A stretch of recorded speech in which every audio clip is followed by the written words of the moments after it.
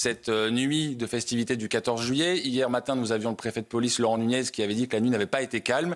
Qu'en est-il cette fois-ci, Sabrina? Est-ce qu'on a eu des violences qui ont été constatées par les forces de l'ordre cette nuit? Alors une nuit plutôt calme de par nos premiers retours. Mais attention, qui dit calme ne dit pas sans incident pour autant.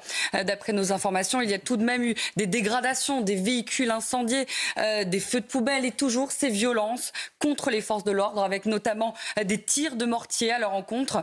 Parmi les interpellations de la soirée, on nous rapporte des faits de violence volontaire, donc de port d'armes, aussi de possession de stupéfiants.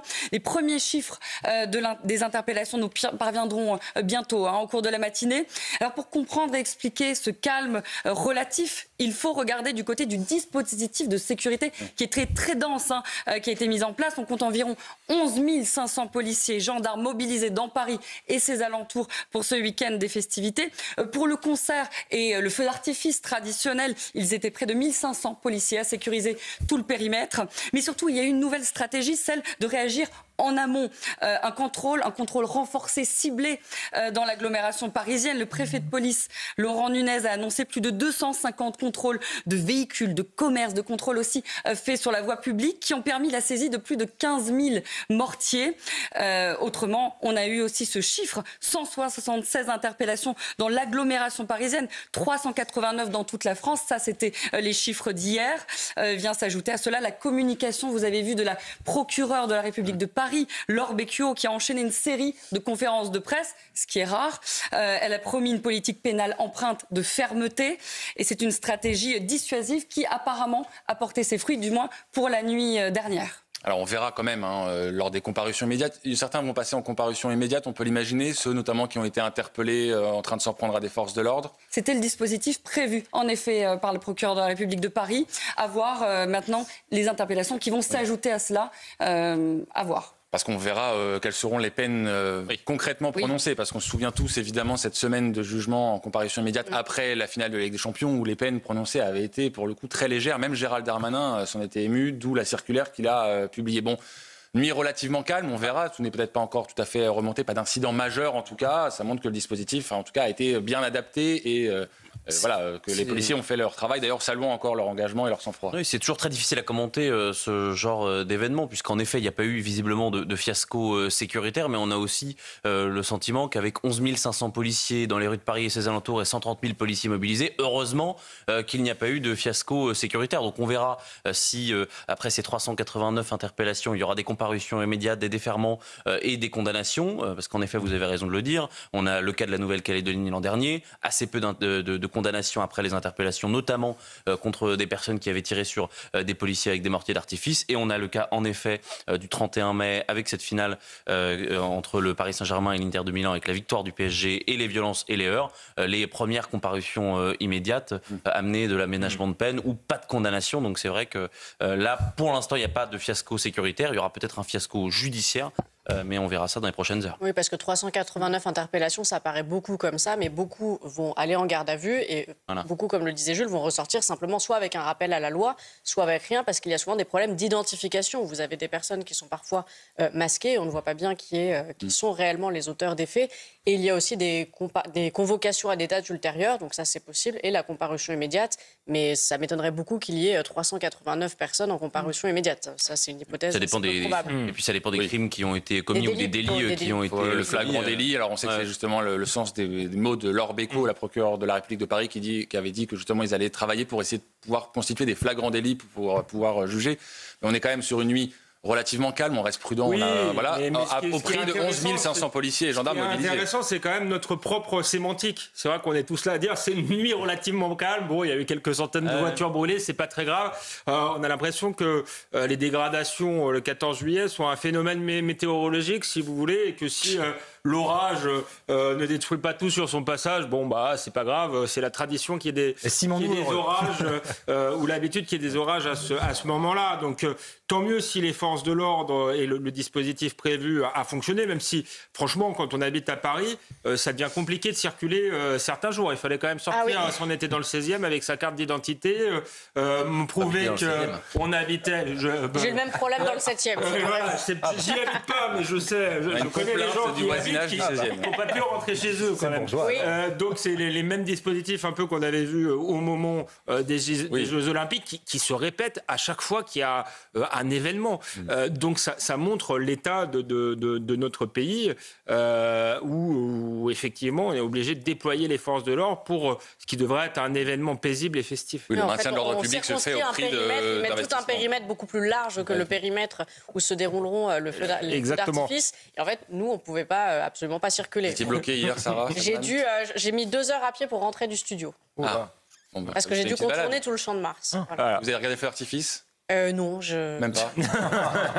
Alors, vous auriez pu au moins vous arrêter, le triste. Pas du tout. Les policiers étaient très mobilisés hier, j'ai discuté avec eux et vraiment ils restaient parfois pendant 6-7 heures debout à tout surveiller, donc on peut vraiment les remercier. On peut saluer absolument l'engagement des policiers et des gendarmes mobilisés tout le week-end. Bien sûr. Quand on est obligé de bunkeriser plusieurs arrondissements de Paris pour faire simplement un feu d'artifice, ça montre l'état dramatique du pays. Alors je ne mets pas du tout en cause ceux qui sont au pouvoir là. Je pense que le ministre de l'Intérieur a raison de procéder comme ça, mais ceux qui nous expliquent que le pays va bien, pour autant, je crois que ce n'est pas le cas. On entendra Bruno Retailleau dans un instant. Paul Melun, vous étiez invité au défilé, je ne trahis pas de secret, vous avez assisté au défilé au matin. Vous avez aussi été invité pour le feu d'artifice.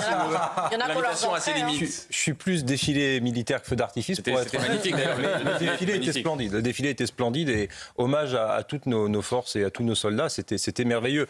Non, écoutez, je suis assez d'accord avec ce qu'a dit Alexandre Devecchio, c'est-à-dire que pour que nous en soyons à organiser des dispositifs policiers aussi disproportionnés, ça témoigne bien d'un certain besoin d'anticipation justifié par une peur du chaos qui est bien légitime. Donc on en est obligé, effectivement. Moi aussi j'étais dans les rues de Paris hier soir. Évidemment on ne pouvait pas circuler. Il y avait des barrières partout, des rues qui étaient quadrillées. Enfin c'était vraiment, c'est vrai, assez impressionnant. Donc oui, le dispositif il a fonctionné. Oui, on a des forces de l'ordre absolument remarquables et il faut leur rendre hommage. Parce que jour après jour, semaine après semaine, ils sont extrêmement sollicités pour assurer notre sécurité, notre protection. Mais moi, je rêve d'un pays dans lequel il y aurait 4 policiers avec des sifflets, comme dans les années 70 ou 80, au coin des rues pour faire la circulation. Et puis après, pas de policiers, pas de caméras et la liberté et la paix. Mais voyez-vous, ça, c'est compliqué aujourd'hui. La liberté et la paix sans voir de képi au coin de la rue, c'est plus trop possible. Donc vous voyez, je trouve que c'est triste, pour être honnête. Je suis désolé, je fais commencer la matinée un peu triste, mais je trouve ça triste. La question, c'est pourquoi on en est arrivé là. Qu'est-ce qui explique cette différence entre les scènes que vous décrivez il y a 40 ans? Qu'est-ce qui s'est passé depuis 40 ans? Tout est dans votre édito, finalement, et dans la phrase d'Emmanuel Macron qu'il n'a pas appliquée durant son mandat. Pour être libre, il faut être craint. Je crois que plus personne craint la justice, par exemple. Et donc, du coup, ça se fait... Ni la police. Donc, si ça se fait au prix de la liberté de tous les Français, on va vers une société de QR code, d'une certaine manière, ou de barrières, de bunkers, parce qu'on n'est pas capable... parce que la police et la justice, surtout, ne sont plus craints dans ce pays. Nous aurons la surveillance de masse, probablement, avant d'avoir la sécurité. C'est ça qui est problématique, c'est qu'on va mettre sous cloche toute une population, y compris des honnêtes gens qui veulent juste aller en famille, peut-être voir le défilé, qui vont être obligés de présenter je ne sais quoi, leur papier d'identité, etc.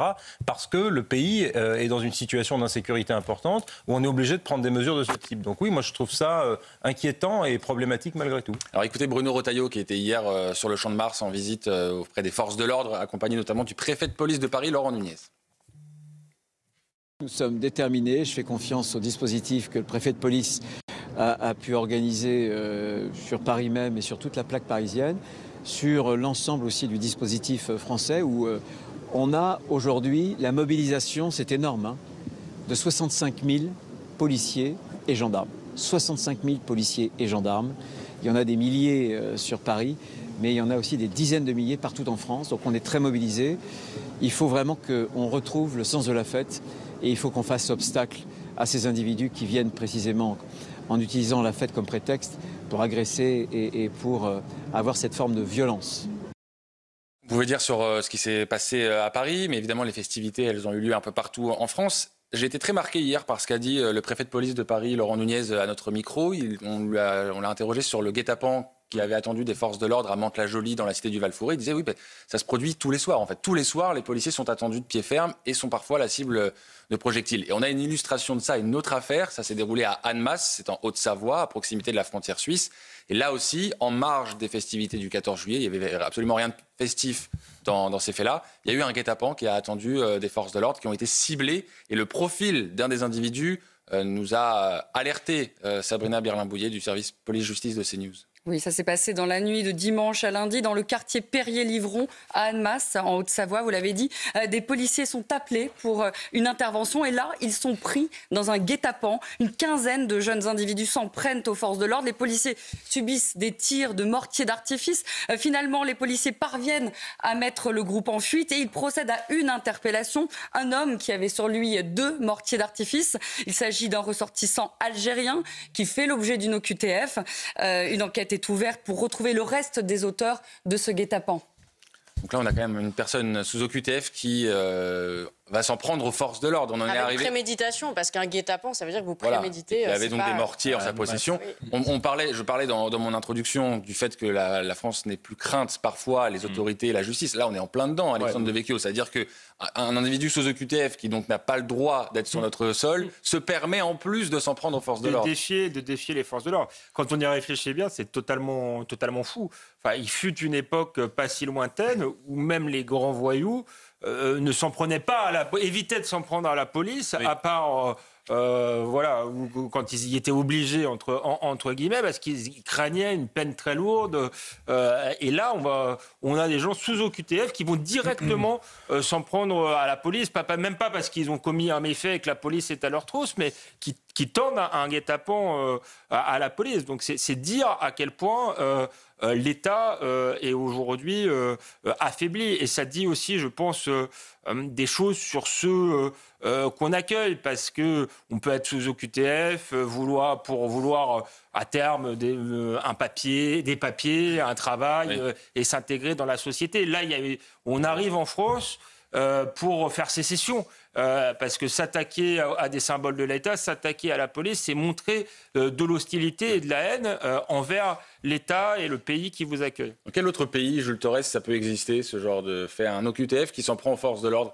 Pour avoir un peu voyagé, je ne pense pas qu'on se permette ça dans d'autres pays. Déjà, on a le bonnet d'âne en termes d'OQTF en Europe, puisqu'on est le pays qui expulse le moins. On est aussi l'un des pays qui accueille le plus. Et c'est vrai qu'il y a un projet politique derrière tout ça, puisqu'en effet, avant, on n'empêchait pas, on n'allait pas attaquer des policiers pour leur faire des guet-apens. Donc il y a un projet, c'est un projet territorial dans beaucoup de quartiers qu'on a appelé parfois quartiers prioritaires, zone de conquête républicaine, je mets des guillemets. Eh bien, c'est des quartiers où malheureusement on ne peut plus aussi intervenir. Vous en avez un certain nombre dans le nord de Marseille, vous en avez en Seine-Saint-Denis, vous en avez en Île-de-France aussi. Il y a beaucoup de quartiers aujourd'hui où les policiers ne peuvent plus rentrer. Et c'est une conquête territoriale, et c'est ce que vous disiez dans votre éditorial, Thomas. Il y a aujourd'hui des lieux où l'État n'est plus fort, où on n'a plus peur. Donc, en effet, c'est le narcotrafic qui n'a pas peur de l'État qui veut le réprimer.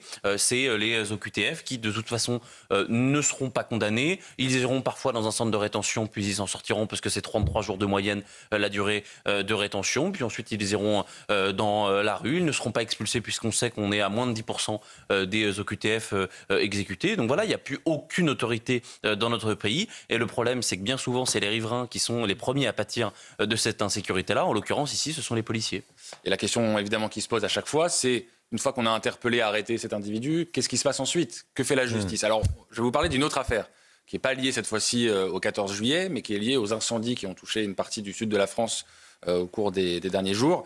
Et alors, un individu a été arrêté, présenté à la justice. Il s'agit d'un ressortissant marocain, quinquagénaire, qui a été donc accusé d'avoir déclenché un feu de forêt. C'était le 8 juillet dernier à Saint-Gilles, dans le Gard, incendie dont il a été admis qu'il était d'origine criminelle, bien sûr.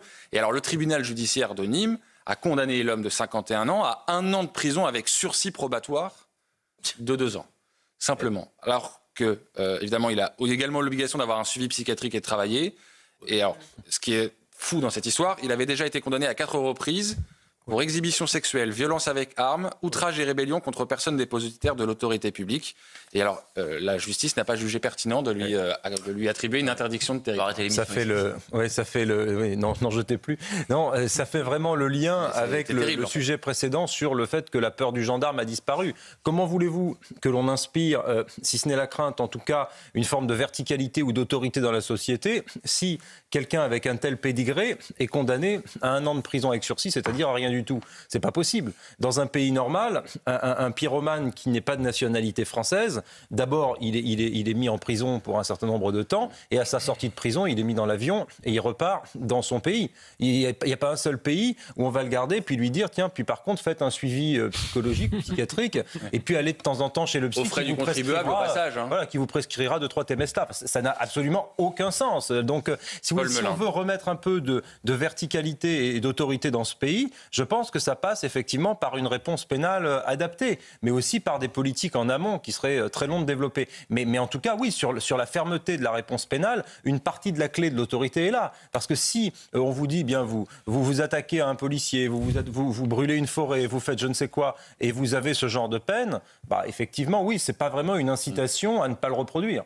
En même temps, à Clermont-Ferrand, vous avez quelqu'un qui a tué des militaires et qui avait déjà été condamné parce qu'il avait tué une autre personne. Et il avait pris moins de 5 ans de prison. Donc, il a tué un militaire, c'était à la sortie d'une boîte de nuit. Militaire qui était en civil. Exactement. L'individu, donc le suspect de cette affaire, avait été condamné en 2021 pour violence ayant entraîné la mort. Il avait été condamné à 5 ans. Il était mineur, certes, mais ça veut dire que moins de 5 ans après, il est déjà dehors avec un risque de récidive manifestement extrêmement élevé. Et on voit donc que si vous ne tuez pas quelqu'un... Et de fait, même si vous tuez quelqu'un, que vous êtes mineur, vous pouvez vous retrouver... Je mettais en parallèle ce matin les propos du chef de l'État concernant la menace militaire, la menace géopolitique. Effectivement, pour être libre, il faut être craint. Je pense qu'on sera tous d'accord autour de ce plateau. Mais simplement, est-ce qu'il ne faudrait pas aussi appliquer ce mantra, cette doctrine, à tous les domaines, en fait. Parce que la justice, clairement, ne fait peur à personne. Je suis pas sûr qu'on l'applique vraiment à l'extérieur, en réalité. Emmanuel Macron aime jouer les chefs de guerre, comme ça, le jour du 14 juillet, mais quand on regarde, les industriels n'ont pas de commande de l'État. Donc le réarmement n'a pas vraiment commencé. Emmanuel Macron est toujours dans ses idées de défense européenne, ce qui risque de nous conduire à avoir une défense allemande en réalité, puisque les Allemands, eux, triplent leur budget militaire, et si on fait une défense intégrée, on sait que ça va être cédé une partie de notre industrie à l'Allemagne. Donc il y a les mots du président de la République et il y a les réalités en matière de politique extérieure. Mais effectivement, je réponds à votre question. Revenons, oui, il n'y aura pas de réarmement extérieur sans réarmement intérieur et sans réarmement moral aussi, je crois. On parlait de verticalité, d'autorité, de bon sens. Je ne sais pas qui est le juge, pardonnez-moi, qui là a pris cette décision, mais il y a une absence de jugement, pour le coup, de bon sens c'est en dessous élémentaire. de ce qui avait été requis, d'ailleurs, au passage. Oui, c'est délirant. Comme, voilà, je suis pas juge, on va dire qu'on jette l'opprobre sur la justice, mais franchement, la justice doit être rendue au nom du citoyen. Je ne sais pas quel citoyen du peuple français. Je ne crois pas que le peuple français, dans son immense majorité, trouve que la justice est bien rendue dans ce genre de cas. Non, mais et bien souvent, on entend les partisans d'une sorte de tour de vis juridique nous dire qu'il faut changer la loi parce que la loi n'est pas adaptée. Bon, bah là, j'ai l'impression que la loi est parfaitement adaptée, qu'il y a des réquisitions qui sont beaucoup plus fermes que la peine qui est prononcée, mais on a un juge qui a décidé de donner de la prison avec sursis pour quelqu'un qui, je le crois, a été condamné à de nombreuses reprises, à plusieurs reprises, quelqu'un qui est étranger, donc on pourrait même réfléchir au fait qu'il pourrait purger sa peine. Pas d'interdiction du territoire. Puisque visiblement, on s'entend très bien aujourd'hui avec le Maroc. On a un président de la République qui est allé, je crois que vous vous en souvenez Thomas, puisque vous aviez levé une sorte de lièvre qui s'appelait Yassine Bellatar. On a aujourd'hui des relations avec eux, on pourrait tout à fait expulser. On ne le fait pas. Bon, évidemment, ensuite, le tour de vis n'étant pas là, les délinquants font ce qu'ils veulent. Un dernier mot sur le discours d'Emmanuel Macron concernant l'aspect vraiment militaire. Ça ne vous a pas échappé, donc il a parlé aussi du fait que la menace n'avait jamais été aussi grande depuis 1945. C'est ce qu'il a dit lors de son discours face aux armées, c'était à l'hôtel de Brienne dimanche soir. David Lisnard lui a répondu, le maire de Cannes, depuis sa ville de Cannes, en marge des festivités. Il a aussi prononcé un discours et il n'est pas du tout d'accord avec le chef de l'État. On parle de menaces extérieures, il y a des menaces extérieures. La géopolitique le rappelle, j'en parle beaucoup dans mes discours, mais maintenant c'est repris partout. Les empires illibéraux, dictatoriaux qui sont renés, l'empire iranien, l'empire russe, l'empire chinois, l'empire ottoman, l'empire turc.